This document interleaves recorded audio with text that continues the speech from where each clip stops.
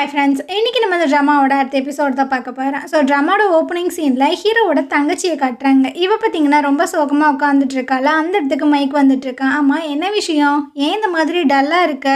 அதுவா, அந்த ஷின்னு இருக்காள்ல, அவள் வந்துட்டு நிறைய விஷயங்கள் பண்ணி இப்போ எங்கள் அண்ணி டிவோர்ஸ் பண்ணுற அளவுக்கு வந்துட்டாங்க அப்படின்னு. என்ன சொல்கிற? டிவோர்ஸா? அதுக்கெல்லாம் வாய்ப்பு இல்லை. ஹீரோவை மிரட்டுறதுக்காக கூட அந்த மாதிரி சொல்லியிருந்துருக்கலான்னு நானும் அந்த மாதிரி தான் நினச்சேன். ஆனால் அவங்க வந்து டாக்குமெண்ட் கூட சென்ட் பண்ணிட்டாங்க அப்படின்னு. இந்த கரடிக்கு பார்த்தீங்கன்னா பயங்கர ஹாப்பியாக தான் இருக்குது. அப்பாடா, அப்போ நம்ம ஹீரோனை எப்படியாவது கரெக்ட் பண்ணிடலாமா அப்படின்னு. அப்போ வந்து பார்க்குறா, ஆமாம் இப்போ நான் என்னத்தை நல்ல விஷயம் சொல்லிட்டேன்னு இப்போ நீ சிரிச்சிட்டு இருக்க அப்படின்னு. அதெல்லாம் ஒன்றும் இல்லை. சரி, இப்போ நீ யாருக்கு சப்போர்ட்டிவாக இருப்ப அப்படின்னு. கண்டிப்பாக எங்கள் அன்னிக்கு தான். ஹீரோக்கெல்லாம் நான் இருக்கவே மாட்டேன். அவன் என் அண்ணா தான். இருந்தாலும் அவன் சரியான பைத்தியக்காரன் அப்படின்ற மாதிரிலாம் அவள் திட்டிகிட்டு இருக்கா. இப்போ எங்கள் அண்ணி ரொம்ப சோகமாக இருப்பாங்க, அதனால அவங்கள ரொம்ப ஹாப்பியாக வச்சுக்கிறேன். எனக்கு ஒரு ஐடியா இருக்குது அப்படின்ட்டு இவள் வாட்டில் எங்கே போயிட்டுருக்காளா? எங்கடி போகிற, எங்கடியும் சொல்கிறி அப்படின்ட்டு இவனும் பின்னாடியே வந்துட்டுருக்கான். ஹீரோனை பார்த்தீங்கன்னா அவள் ஒரு ரெஸ்டாரண்ட்டுக்கு தான் கூப்பிட்டு வந்திருக்கா. யாருமே இங்கே இல்லை. அப்போ ஃபோனில் வந்து பேசிகிட்டு இருக்கா. அந்த பசங்க எல்லாத்தையுமே வர சொல்லுங்கள், எங்கள் அண்ணி இன்னைக்கு வந்து ரொம்ப ஹாப்பியாக இருக்கணும், நல்லா ஃபன் பண்ணணும் அப்படின்னு. ஹீரோனுக்கு ஒன்றுமே புரியல. யார்கிட்டடியே ஃபோன் பேசுகிற, எதுக்குடி இங்கே என்னை கூப்பிட்டு வந்த அப்படின்னு. அது வந்து நீங்கள் ரொம்ப சோகமாக இருப்பீங்களே, அதனால தான். இப்போ நிறைய பசங்க வருவாங்க, அவங்க எல்லாருமே என்னோடய ஃப்ரெண்ட்ஸு தான். ஸோ நீங்கள் வந்துட்டு நல்ல ஹாப்பியாக அவங்களோட ஃபன் பண்ணுங்கள். பிரேக்கப்லேருந்து வெளியே வரணும் அப்படின்னா இன்னொரு லவ்வை பண்ணி தான் ஆகணும். ஸோ திரும்ப யாருனாச்சும் நீங்கள் லவ் பண்ணுங்க அப்படின்ற மாதிரி சொல்லிட்டு இருக்கா.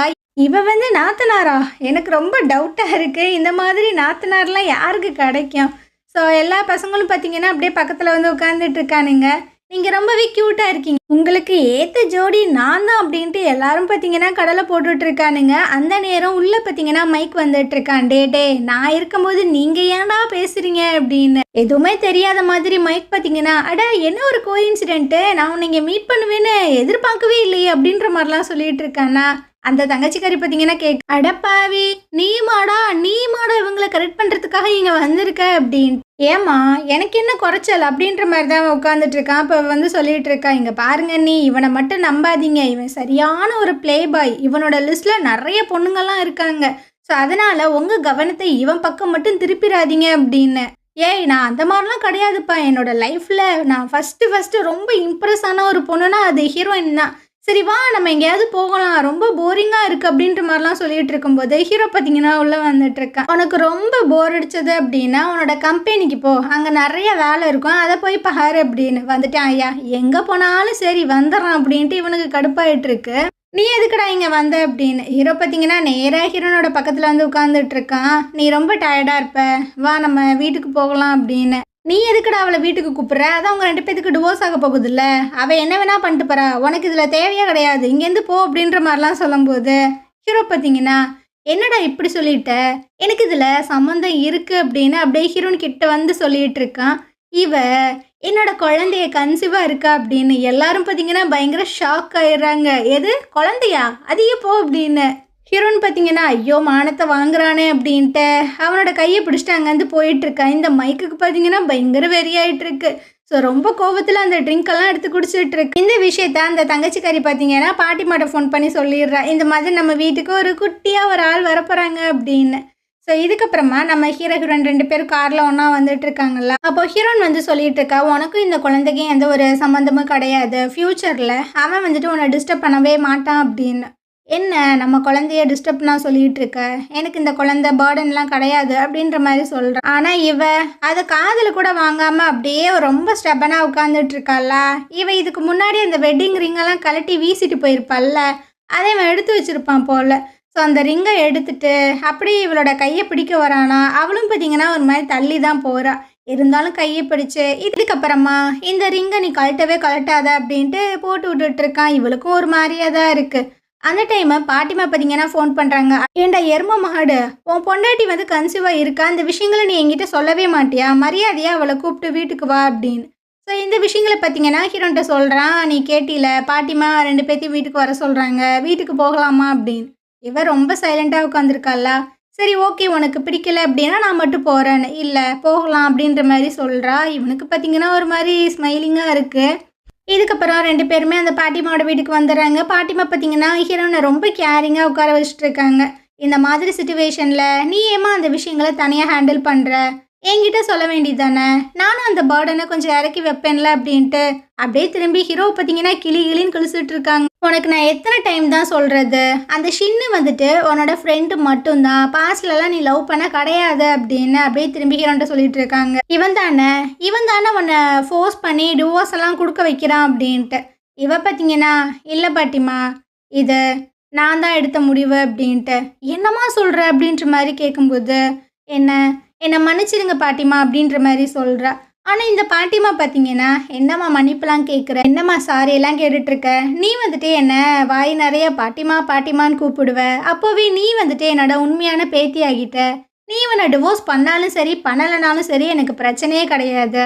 உன்னையவும் பாப்பாவையும் கடைசி வரைக்கும் நான் நல்லபடியாக பார்த்துப்பேன். அதுக்கும் பார்த்தீங்கன்னா ரொம்ப ஹாப்பியாக தான் இருக்குது. இதுக்கப்புறம் ஹீரோவோட காதை பிடிச்சி திரிகிட்டு இருக்காங்க. எல்லாத்துக்குமே காரணம் நீ தான். அவகிட்ட நீ என்ன பேசி என்ன சமாதானப்படுத்துவேன்லாம் எனக்கு தெரியாது. அவளை நீ கன்வின்ஸ் பண்ணால் மட்டும்தான் என் வீட்டுக்கு நீ வரணும், இல்லைன்னா என் வீட்டுக்கே வரக்கூடாது அப்படின்ற மாதிரி அந்த பாட்டிமா சொல்லிடுறாங்க. அப்புறம் நெக்ஸ்ட் வீக் வந்து அந்த கப்பிள்ஸ், அதாவது அந்த கிளைண்ட்டோட ஆனிவர்சரி வருது. அதுக்கு நீ இவளை தான் கூட்டு போற, இவளை வந்துட்டு நீ சமாதானப்படுத்துற அப்படின்ட்டு அந்த அம்மா போயிடுது. இவனுக்கும் பார்த்தீங்கன்னா என்ன பண்ணுறதுனே தெரியல. அப்போ அந்த தங்கச்சிக்காரி பார்த்தீங்கன்னா ஒரு ஆல்பம் எடுத்துகிட்டு வந்துட்டு இருக்கா. வாங்க வாங்க நம்ம நிறைய ஃபோட்டோஸ் எல்லாம் பார்க்கலாம் அப்படின்ட்டு ஒரு ஃபோட்டோவாக பார்த்துட்டு இருக்காங்க. அது ஃபுல்லாமே ஹீரோ வந்து சின்ன வயசில் இருக்கும்போது, அப்புறம் டீனேஜில் இருக்கும்போது அந்த மாதிரி ஃபோட்டோஸ் நிறையா இருக்குது. அந்த ஃபோட்டோஸ்க்கு நடுவில் அந்த தம்பிக்காரனோட சின்ன வயசு ஃபோட்டோ இருக்குது. இது யார் அப்படின்ற மாதிரி ஹீரோன்னு கேட்கு. அதுவா, எங்கள் அப்பா வந்து அஃபேரில் ஒரு பொண்ணு கூட இருந்தாங்க, அவங்களுக்கு பிறந்த பையன்தான் அவன். ஆனால் அவங்க வந்துட்டு அதுக்கப்புறம் கல்யாணம் பண்ணிக்கிட்டாங்க. ஹனிமூன் போகிற வழியில் தான் அவங்களுக்கு கார் ஆக்சிடெண்ட் ஆகி 2 பேருமே இறந்து போயிட்டாங்க. அதுக்கப்புறம் நடந்த விஷயங்களை என்னால் மறக்கவே முடியாது அப்படின்னு. ஏன் அப்படி என்ன நடந்துச்சு? அது இவன் வந்துட்டு என்னோட பிரதர் கூட சின்ன வயசில் பயங்கரமாக சண்டை போட்டான், ஃபிஷ் டேங்க்லலாம் விழுந்துட்டான். அப்போ அவன் கன்னத்தில் வந்துட்டு பெரிய ஒரு மார்க் ஆயிடுச்சு அப்படின்னு. எது மார்க்கா? எந்த மாதிரி மார்க் அப்படின்ற மாதிரி கேட்கும்போது அவள் சொல்லிட்டு இருக்கா, கன்னத்தில் இந்த அளவுக்கு மார்க் இருக்கும், ஆனால் அவன் அப்ராட் போய் அந்த மார்க் எல்லாத்தையுமே சரி பண்ணிட்டான் அப்படின்னு. இவளுக்கு இதை கேட்டோன்னே ஒரு மாதிரி டவுட் ஆகுது. அப்பாவுமே இதானே சொல்லியிருந்திருப்பாங்க, அந்த பர்சனோட கன்னத்தில் வந்துட்டு இவ்வளோ பெரிய ஸ்கேர் இருக்கும் அப்படின்னு. ஒருவேளை அது இவனா இருப்பானோ அப்படின்ட்டு இவன் வந்துட்டு ஒரு டிடெக்டிவ் வச்சு இன்வெஸ்டிகேட் பண்ணுறாள்ல, அவங்களுக்கு கால் பண்ணி சொல்லிட்டு இருக்கா, இந்த தம்பிக்காரன் அப்ராடு போய் இந்த ஆப்ரேஷன்லாம் பண்ணுறதுக்கு முன்னாடி எடுத்த ஃபோட்டோஸ்லாம் எனக்கு வேணும், அதை கொஞ்சம் கண்டுபிடிச்சி கொடுங்க அப்படின்னு.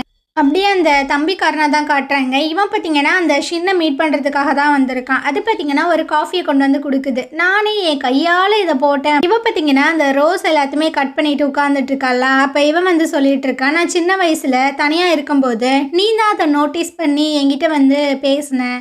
ஸோ நீ வந்துட்டு எனக்கு ரொம்ப முக்கியமான ஒரு பர்சன், உனக்காக நான் என்ன வேணாலும் பண்ணுவேன் அப்படின்ற மாதிரிலாம் சொல்லும்போது இவன் பார்த்தீங்கன்னா இங்கே வா அப்படின்ற மாதிரி கூப்பிட்றா. இவன் பார்த்தீங்கன்னா நாய் மாதிரி போயிட்டு இருக்கான். இவன் பார்த்தீங்கன்னா அப்படியே கன்னத்தில் கையை வச்சுட்டு சொல்லிட்டு இருக்கா, அந்த ஹீரோயின் இருக்கால்ல, அவள் வந்துட்டு ப்ரெக்னெண்ட்டாக இருக்கா.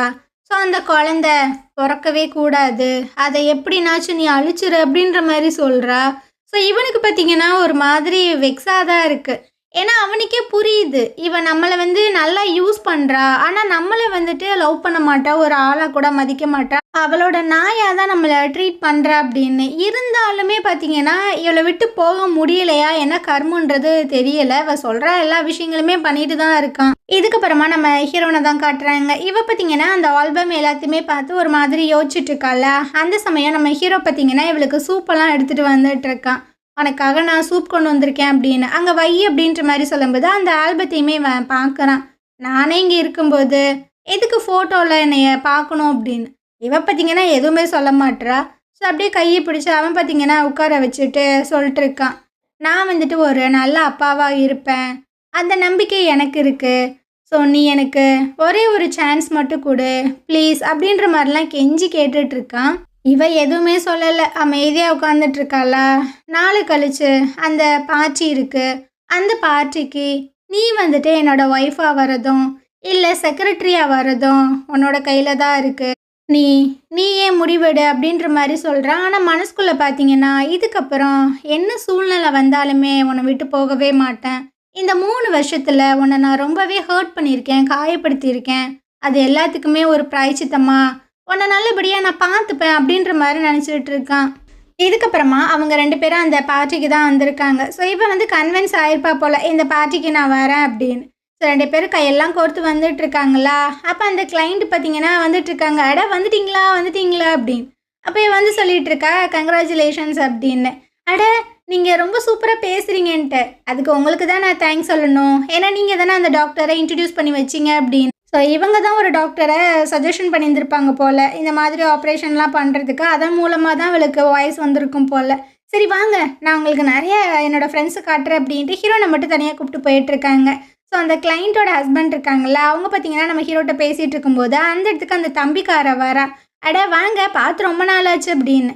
ஹீரோவும் யார் அப்படின்னு திரும்பி பார்த்தா அங்கே அந்த தம்பிக்காரன். அவனுக்கா செம்ம கடுப்பாயிட்டு இருக்கு. இவர் பார்த்தீங்கன்னா இன்ட்ரடியூஸ் பண்ணி வைக்க போறாரா. அப்போ அந்த தம்பிக்காரன் வந்து சொல்லிட்டு இருக்கான், இவன் எனக்கு தெரியாதா, இவன் என்னோட பிரதர் ஆச்சு அப்படின்னு. எது பிரதரா, சொல்லவே இல்லை அப்படின்ட்டு அவர் ரொம்ப சர்ப்ரைஸ் ஆகிட்டு இருக்காரு. அப்போ யாரோ ஒருத்தவங்க கூப்பிடுறாங்க, அதனால அவர் அந்த இடத்துல இருந்து போறாரா. அப்போ ஹீரோ வந்து சொல்லிட்டு இருக்கான், நீ எதுக்கு இங்கே வந்த அப்படின்றதெல்லாம் எனக்கு தேவை கிடையாது, ஆனால் எந்த ஒரு பிரச்சனையுமே கிரியேட் பண்ணாமல் இரு அப்படின்ட்டு அவன் அங்கேருந்து போயிடுறான். அதே சமயம் நம்ம ஹீரோன்னு பார்த்தீங்கன்னா தனியாக தான் இருக்கா. அப்போது இந்த தம்பிக்காரன் பார்த்தீங்கன்னா வந்து பேசிகிட்டு இருக்கான். அட அண்ணி எப்படி இருக்கீங்க, பார்த்து ரொம்ப நாள் ஆச்சு. நான் ஒரு விஷயம் கேள்விப்பட்டேன், நீங்கள் ஹீரோவை டிவோர்ஸ் பண்ணுறதா, அது உண்மையா இல்லை பொய்யா அப்படின்ற மாதிரி கேட்கும்போது இவ பார்த்தீங்கன்னா, ஆமாம் உன்னோட கணத்தில் இருந்த அந்த தழும்பெல்லாம் போயிடுச்சு, ஆப்ரேஷன் ரொம்ப சக்ஸஸ்ஃபுல்லாக ஆயிடுச்சு போலையே அப்படின்ற மாதிரி இவ கேட்குறா. ஸோ இவனுக்கு பார்த்தீங்கன்னா ஒரு மாதிரி பக்குன்னு இருக்கு, என்ன இதை கேட்குறாளே அப்படின்னு. நீங்களும் தான் வாய் பேச முடியாமல் இருந்தீங்க, இப்போ நல்லா பேசுகிறீங்களே, அப்போ உங்கள் ஆப்ரேஷனும் சக்ஸஸ் ஆயிடுச்சு தானே. அது மட்டும் கிடையாது, நீங்கள் உங்கள் பாடியை யூஸ் பண்ணி தானே அவனை கல்யாணம் பண்ணி இப்போ ரொம்ப ரிச்சாக இருக்கீங்க, நீங்களாம் அதை பற்றி பேசலாமா அப்படின்னு. இவளுக்கு பார்த்தீங்கன்னா ஒரு மாதிரி கடுப்பாகுது. திருடி என்னையவா வெறுப்பேத்துற அப்படின்னு. ஹீரோன்னு பார்த்தீங்கன்னா, நீ வந்து ஹீரோட தம்பின்னு தானே சொன்ன, ஆனால் கல்யாணத்தப்போ நான் அவனை பார்க்கவே இல்லையே, இது வரைக்கும் இந்த மாதிரி ஒரு தம்பி இருக்கான் அப்படின்றத ஹீரோவுமே சொல்லலை, பாட்டிமாவுமே சொல்லலை அப்படின்னு. அவனுக்கு பார்த்தீங்கன்னா பயங்கர கடுப்பாயிட்டு இருக்கு. ஆக்சுவலாக இவன் எதுக்காக ஹீரோ மேலே பயங்கர கோபத்தில் இருப்பான் அப்படின்னா, இவன் வந்துட்டு ஒரு மிஸ்டர்ஸோட பையன் தானே என்ன இருந்தாலும், அதனால இந்த ஃபேமிலியில் இருக்கிற எல்லாருமே வந்துட்டு அவனை ஒரு அடி தூரமாக தான் வச்சுருப்பாங்க போல். அது வந்து இவனுக்கு சுத்தமாகவே பிடிக்காது. பார்த்தீங்கன்னா சொல்லிட்டு இருக்கான், என்ன நான் வந்துட்டு முறையாக பிறக்கலை அப்படின்றத சொல்ல வரியான்ட்டு. இவன் அங்கேருந்து போகிறாள, என்ன நான் பேசிகிட்டே இருக்கேன் நீ வாட்டில் போகிற அப்படின்ட்டு கையை பிடிச்சி ஸ்டாப் பண்ணுறான். அவளும் பார்த்தீங்கன்னா கத்துறா, கையை விடுறா விடுறா அப்படின்னு. நான் வந்து மிஸ்டர்ஸ்க்கு பிறந்தேன்னு வச்சுக்க, நீ வந்து உன்னோட பாடியை வச்சு தான் நீ கல்யாணம் பண்ணி வந்திருக்க, அப்போ உனக்கு எனக்கு எந்த ஒரு வித்தியாசமே இல்லை அப்படின்னு அவளுக்கு பார்த்தீங்கன்னா பயங்கர வெறியாயிட்டு இருக்கா. ஸோ இவன் பார்த்தீங்கன்னா ஒரு மாதிரி ஃபோர்ஸாக அவளை பிடிச்சி கீழே தள்ளி விட்டலும் பார்த்தீங்கன்னா அப்படியே மடார்னு கீழே போய் தான் விழுந்துட்டு இருக்கா. எல்லாருமே சுற்றி பார்க்குறாங்க, ஐயோ என்னாச்சு என்னாச்சு அப்படின்னு. இவளுக்கு பார்த்தீங்கன்னா பயங்கரமாக வயிறெல்லாம் ஒரு மாதிரி வலிக்குது போல. ஸோ அப்படியே கையை எடுத்து பார்க்குற, கை ஃபுல்லாக வெறும் பிளட்டாக தான் இருக்குது. அந்த டைம் நம்ம ஹீரோ பார்த்தீங்கன்னா ஓடி வந்துட்டுருக்கா, அவனுக்கு என்ன ஆச்சு என்ன ஆச்சு அப்படின்னு. ஸோ அப்படியே ரத்தம்லாம் ஓடி போயிருக்கா, அவளுக்கு என்ன பண்ணுறதுனே தெரியல. யாராவது ஆம்புலன்ஸ்க்கு கால் பண்ணுங்க அப்படின்ற மாதிரி சொல்கிறான். ஸோ இவ பார்த்தீங்கன்னா என்னோட குழந்தைய எப்படியாவது காப்பாற்று அப்படின்ற மாதிரி சொல்லிட்டு அப்படியே மயங்கிடுறா. இதுக்கப்புறமா இவளை பார்த்தீங்கன்னா ஹாஸ்பிட்டலில் அட்மிட் பண்ணிடுறாங்க. சுற்றி எல்லாருமே இருக்காங்க, இவளுக்கு என்னாச்சோ ஏதாச்சோ அப்படின்ட்டு. ஸோ அவளும் பார்த்தீங்கன்னா கண்ணை முழிச்சு பார்க்குறா. அப்போ அவங்க அம்மா பார்த்தீங்கன்னா அழுதுகிட்டே சொல்லிட்டு இருக்காங்க, நீ ஒன்றும் கவலைப்படாத, இந்த குழந்தை போனாலும் இன்னொரு குழந்தை உனக்கு கண்டிப்பாக கிடைக்கும் அப்படின்னு. அவள் பார்த்தீங்கன்னா அப்படியே ஒரு மாதிரி வியர்டாக பார்க்குறா. எதை பேசிகிட்டு இருக்க, என்ன குழந்தை, யாரோட குழந்தை அப்படின்னு. இவங்களுக்கு ஒன்றுமே புரியல. ஸோ அப்போ ஹீரோ பார்த்தீங்கன்னா அவளோட கையை பார்த்தீங்கன்னா பிடிக்கிறான், ஒன்றும் இல்லை அப்படின்னு. அவள் பார்த்தீங்கன்னா பேயை பார்த்த மாதிரி உதறி விட்டுட்ட. அந்த மைக்கு பார்த்தீங்கன்னா பக்கத்தில் இருப்பான், அவனை வந்து கட்டி பிடிச்சிக்கிறா. ஹனி இவன் யார், இவனை பார்த்தாலே எனக்கு ஒரு மாதிரியாக இருக்குது அப்படின்ட்டு. இவனுக்கு ஒன்றுமே புரியல, என்னடி கட்டின புருஷனை விட்டுட்டு அவனை ஹனின்னு சொல்கிற அப்படி. இவனுக்கு ஒரு மாதிரி கஷ்டமாக தான் இருக்குது. அப்படியே மைக்கை பார்த்தீங்கன்னா ஒரு மாதிரி பார்க்குறான், அவனுக்குமே ஒன்றும் புரியல. இவளுக்கு இந்த ஆக்சிடெண்ட் ஆனனால அந்த அதிர்ச்சியில் வந்துட்டு இவ எல்லாத்தையுமே மறந்துட்டாளா என்னன்றது தெரில. எல்லாத்தையும் மறக்கலை, ஹீரோ வந்துட்டு மறந்துட்டா. ஸோ ஹீரோ வந்துட்டு எப்படி ஹீரோயினை மறந்தான் அதே மாதிரி மறந்துட்டாளா இல்லை மறந்த மாதிரி நடிக்கிறாளா அப்படின்றது தெரியல. ஸோ இந்த இடத்துல பார்த்தீங்கன்னா இந்த எபிசோடு முடியுது. நாளைக்கு நம்ம அடுத்த எபிசோடு பார்க்கலாம். இந்த ட்ராமா உங்களுக்கு பிடிச்சிருந்தது அப்படின்னா கண்டிப்பாக நம்ம சேனலுக்கு சப்போர்ட் பண்ணுங்கள். அப்புறம் எல்லாத்துக்குமே ஹாப்பி பொங்கல். எல்லாருமே ரொம்ப ஹாப்பியாக ரொம்ப சந்தோஷமாக உங்கள் குடும்பத்தோட இந்த பொங்கல் திருநாளை கொண்டாடுங்க. தேங்க்யூ.